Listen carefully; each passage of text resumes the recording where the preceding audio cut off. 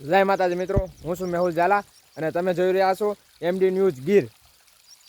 એટલે અત્યારે મારે વાત કરવી છે કે અત્યારે ડેલિગેટની ચૂંટણી આવી રહી છે, તાલુકા સભ્યની ચૂંટણી આવી રહી છે ને અત્યારે નોખ અત્યારે નીકળ્યા પ્રસારમાં ઉતરી ગયા છે। બીજેપી ને કોંગ્રેસ ને આમ આદમી ને બધાય લાગત અત્યારે પ્રસારમાં ઉતરી ગયા છે અને પ્રસારમાં ઉતરીને બધાને ખેડૂતોને અને મિડલ ક્લાસ લોકોને અને બધાને જે આમ લોકો છે ને અને બધાને ત્રણ પક્ષ, એક પક્ષનું આપણે નથી લેવતા, એક પક્ષનું તાણવાનું પણ નથી।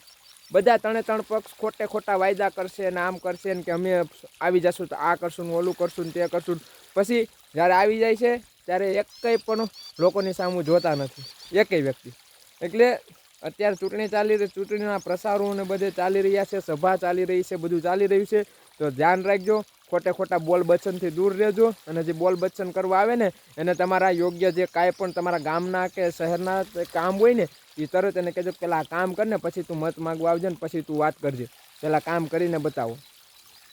એટલે કાંઈ પણ આવે ને તો એમ નહીં કહેતા કે ભાઈ આ વ્યક્તિ આમાં ઊભેલો છે, આ સમાજનો છે, આ ઓલાનો છે, આ તેનો છે, એમ કરીને નહીં સપોર્ટ કરતા। એને કહેજો કે તમે આવશો તો અમારા ગામમાં સુવિધા શું લાવશો, અમારા ગામમાં સીસીટીવી કેમેરા બનશે, અમારા ગામમાં આરસીસી રોડ બનશે, અમારા ગામમાં બ્લોક પથરાશે, અમારા ગામમાં ગટરના લાઇનની યોજના થશે, અમારા ગામમાં ઘરે પાણી આવશે।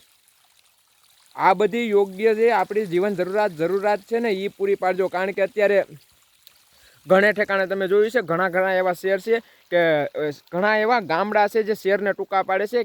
કેમ કે ત્યાંના પ્રતિનિધિ વ્યવસ્થિત હોય છે ને, પૂરેપૂરી ગ્રાન્ટ લાવવાની તેવડ રાખે છે ને, પૂરેપૂરી ગ્રાન્ટ લાવી અને ગામમાં વાપરવાની તેવડ રાખે છે।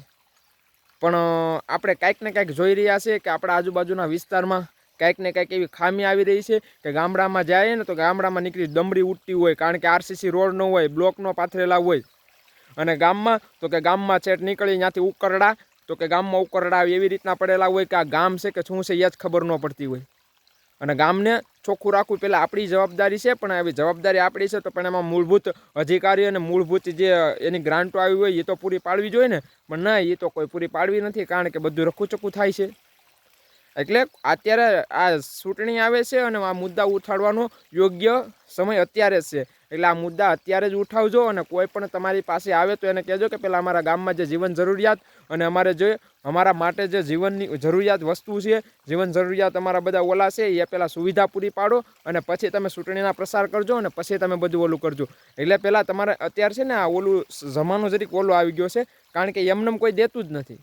ગમે તે વસ્તુ આપણે માગવા માટે બધું માગવાની ઓલી રાખવી પડે છે। અત્યારે એમને કોઈ આપતું જ નથી, કારણ કે આપણે માગો, તમે કાંઈ પણ વસ્તુ કાંઈક ઓલી કરવી, કોઈ ઉપર અન્યાય થયો તો આંદોલન કરો, કાંઈ પણ ઓલું વસ્તુ આપણે જે સરકાર સુવિધા આપે છે એ પણ આપણે જોતી હોય તો આપણે માગીને લેવાની। એટલે આ છે ને અત્યારે ટેવાઈ ગયા છે બધા, એટલે એની પાસે માગે નહીં તો છીનવતા શીખો, અને એમ કાંઈ ન માને ને તો આપણો મત છે ને, મતની તાકાત બતાવીને એને દેખાડી દો કે જેમની તમે છે ને અમને સુવિધા નહીં આપશો ને તો અમે તમને ગામમાં પણ નહીં ગળવા દેશો ને તમે જે સીટ ઉપર બેસવાના સપના જોઈ રહ્યા છો ને ત્યાં પણ નહીં બેસવા દેવું।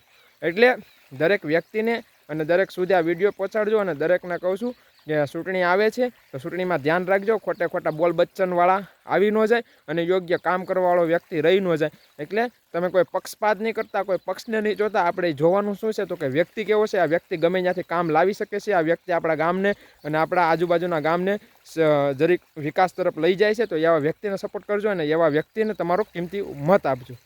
નમસ્તે, હર હર મહાદેવ।